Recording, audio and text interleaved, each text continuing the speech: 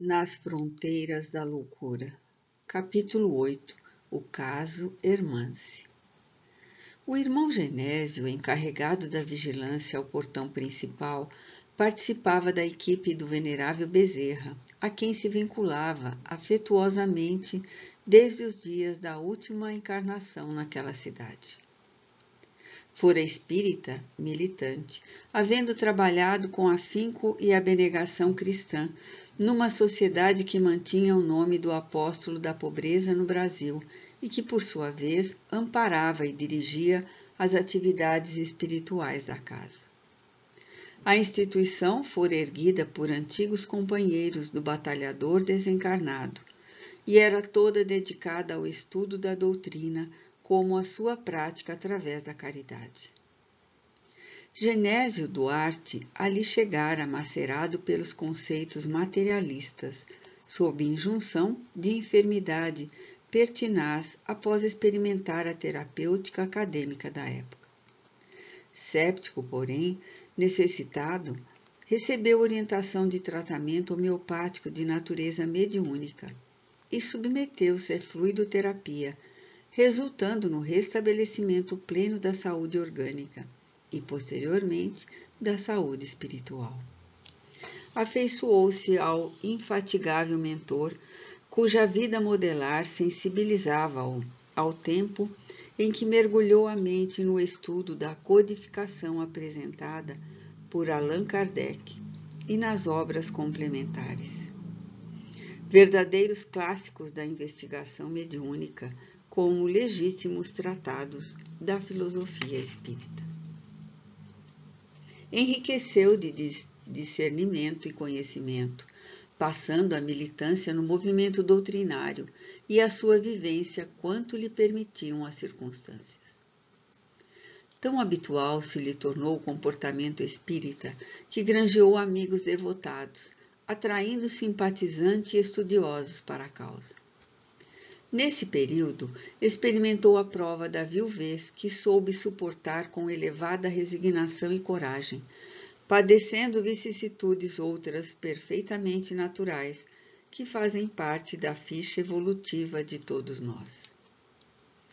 À medida que o sofrimento lapidava-o, mais sintonizava com o amigo espiritual de quem recebia inspiração e ajuda. Antes da desencarnação, tornou-se, graças ao desejo de todos, responsável pela agremiação espírita, a qual doou os melhores esforços. Palavra segura e portadora de conceitos elevados, as suas palestras de estudo e consolação doutrinários sensibilizavam os ouvintes, que renovavam os clichês mentais ante a meridiana luz emanada de O Livro dos Espíritos e de O Evangelho segundo o Espiritismo, de Allan Kardec, por ele interpretados com beleza e correção. Quando retornou após a enfermidade persistente e demorada, em cujo curso demonstrou a excelência da convicção, foi recebida pela entidade generosa e familiares afetuosos que o aguardavam em júbilo. Era o triunfador de retorno ao lar sob a expectação feliz dos amigos. A doutrina, para ele, fora alento e vida, descerrando os painéis da imortalidade e armando-o da sabedoria que propicia forças para a superação de si mesmo e vitória sobre as conjunturas difíceis. Lamentavelmente, não são poucas as pessoas que se acercam do movimento espírita, desinformadas e pretendem submeter a doutrina ao talante das suas opiniões, teimando por fazê-la parecer equacionador mágico de problemas secundários, que a cada um cumpre solucionar, ou acata de prodígios, ou sustentado por superstições e quejandos. Negam-se ao estudo sistemático do Espiritismo, preferindo leituras rápidas, nas quais não se aprofundam, mesmo quando leem, dizendo-se decepcionadas com facilidade leviana, apressadas apenas pelas cogitações socioeconômicas e materiais de outros gêneros. O Espiritismo, graças ao seu tríplice aspecto, atende a todos os tipos de necessidade do homem terreno, oferecendo campo de reflexões e respostas em todas as áreas do conhecimento. Numa síntese perfeita, as facetas sob as quais se revela abrangem o campo da investigação científica, projetando luz nas causas das problemáticas e dirimindo suposições e sofismas em torno do milagre, do desconhecido, do sobrenatural, que passam a ocupar os lugares próprios.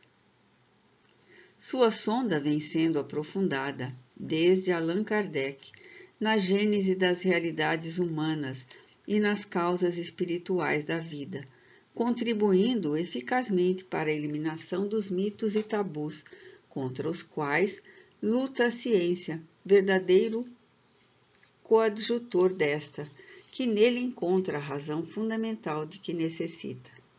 Ao mesmo tempo, o seu conteúdo filosófico sustenta o edifício de uma lógica irretorquível, decorrência natural dos fatos examinados em proposições vigorosas, possuindo conteúdo idealista insuperável. Como efeito imediato, a sua ética se estrutura na moral do Cristo e dos seus apóstolos, sendo religião de amor e caridade, que a fé racional sustenta e conduz. Separá-lo de qualquer uma das suas faces é o mesmo que o desfigurar, não obstante possa ser vivenciado conforme a capacidade e evolução de cada um, que afina com este ou aquele ângulo, sem prejuízo das demais partes que lhe formam o corpo doutrinal, harmônico e completo.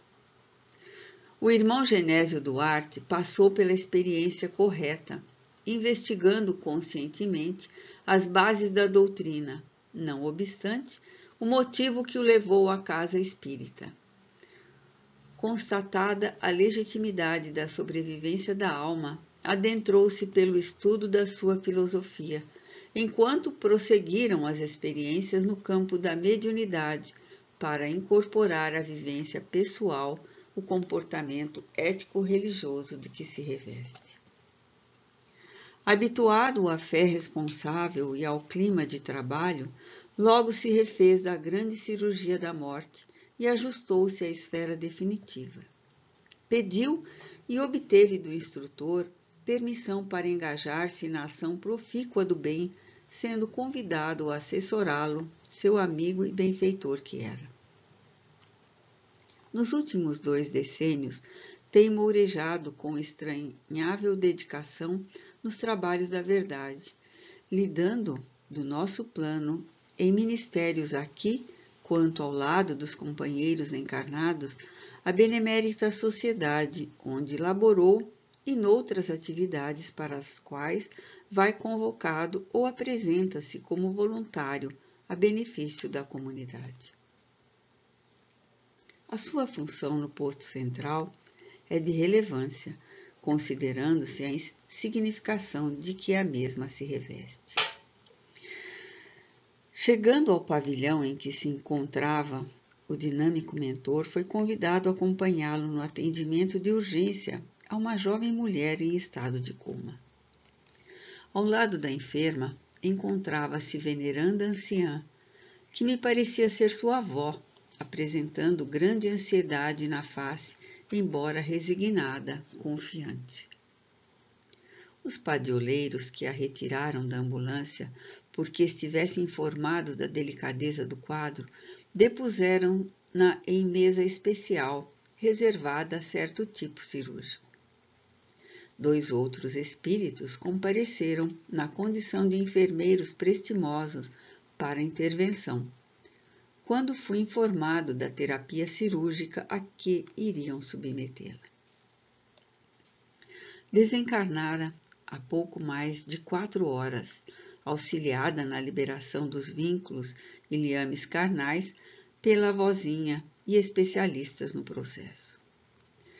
Somente agora, quando havia cessado o intercâmbio do fluido vital com o corpo, é que fora retirada do local onde o mesmo permanecia, extinguindo-se nele os últimos vestígios de manutenção da vida orgânica, lentamente vencido pela decomposição celular que se instalava. A pequena cirurgia, esclareceu o Dr. Bezerra, objetiva drenar as cargas de energia venenosa geradas pelo medo e que poderiam trazer demorada perturbação ao espírito recém-liberto. A nossa irmã-se era portadora de deficiência cardíaca, resultante de fatores kármicos, quando em vida pregressa acionaram uma arma de fogo contra o peito, suicidando-se. Método de fuga impensado numa conjuntura afetiva afligente. Os tecidos sutis do perispírito, lesados pela violência, impuseram ao corpo, nesta última romagem da qual se libertava, a modelagem de uma bomba cardíaca deficiente. De organização física frágil, aos 18 anos era portadora de uma beleza lirial e enternecedora. Educada em rígidos princípios religiosos, soubera manter-se com dignidade, residindo em zona suburbana próxima da cidade. Aquecendo a insistentes convites de amigos, veio observar o carnaval e passear, sem dar-se conta dos perigos a que se expunha. O seu grupo jovial e comunicativo não passou despercebido de rapazes de conduta viciosa, que lograram imiscuir-se e participar do programa inocente que movimentava.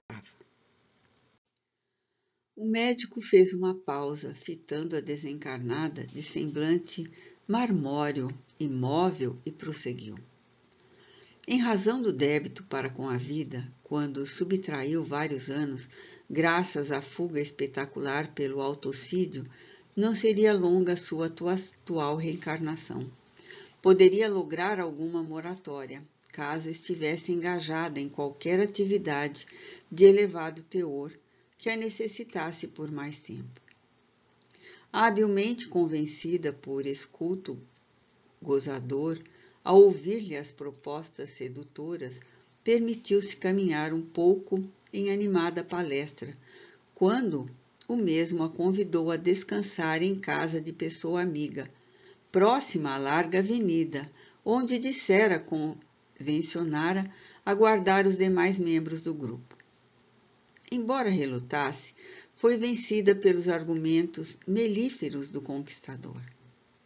Em verdade, o local era de frequentadores atormentados, que não despertaram maior suspeita na jovem inexperiente.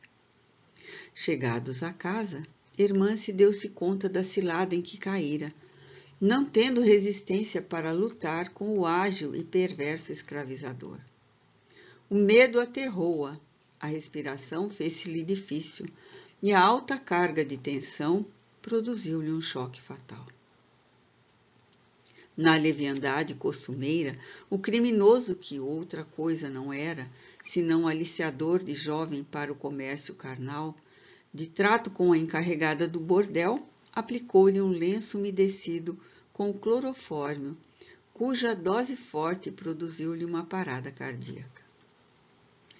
No desespero em que antes se debatia, recordou dos pais e da afetuosa avó que dela cuidara na primeira infância, e da mãe de Jesus, a quem muito amava. O seu apelo de imediato encontrou ressonância, estando a avózinha ao lado, dando-lhe assistência. A irmã Melide, que a acompanhava, prevendo o desenlace em razão das intenções que detectara no jovem de conduta perniciosa, conhecendo também o breve trâmite da netinha no mundo, manteve-se em vigilância. No momento azado, rogou socorro, sendo atendida pelos assessores do nosso campo para a liberação plena do espírito após a cessação da vida física. Quando os infelizes corruptores deram-se conta da desencarnação da jovem, interditaram a recâmara onde ainda lhe retém o corpo, ora planejando arrojá-lo em algum matagal, depois que a bulha e a movimentação diminuam, ocultando o crime que lhe passará a pesar na consciência culpada doravante. O narrador silenciou novamente, concatenando raciocínios e premonições. Pode-se imaginar, prosseguiu sinceramente compungido, a angústia dos amigos que não o levarão de volta ao lar, dos pais e irmãos a esta altura e no dia seguinte, até que a polícia localize o corpo, prosseguindo o desespero dia após dia. O insucesso amargo, porém, sendo bem suportado, será convertido pelas leis divinas em futura paz e renovação da família, que reencontrará a nossa irmã-se mais tarde em situação feliz. O grande choque, fator da desencarnação, num atentado ao seu pudor de moça, é o capítulo final da tragédia afetiva, culminada antes no suicídio. Pena a ingerência indébita dos criminosos de que a vida não necessitava. Tudo, porém, transcorre sob controle superior, obedecendo ao equilíbrio universal de que somente se tem uma visão mais clara e mais completa deste para o plano terreno. Logo terminamos a terapia que lhe iremos aplicar e a irmã Melide será destacada para acompanhar a família e sustentá-la no período em que a irmã aqui ficará em repouso para oportuna transferência e despertamento posterior.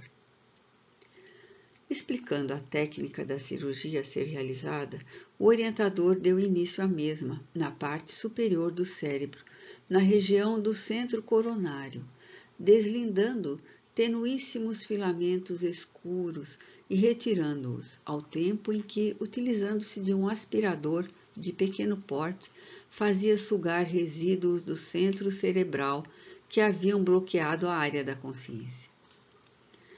À medida que a equipe recorria a instrumentos muito delicados para aquela microcirurgia diante dos meus olhos, a cor retornou à face da jovem e a respiração foi, a pouco e pouco, sendo percebida em face dos estímulos aplicados na área cardíaca.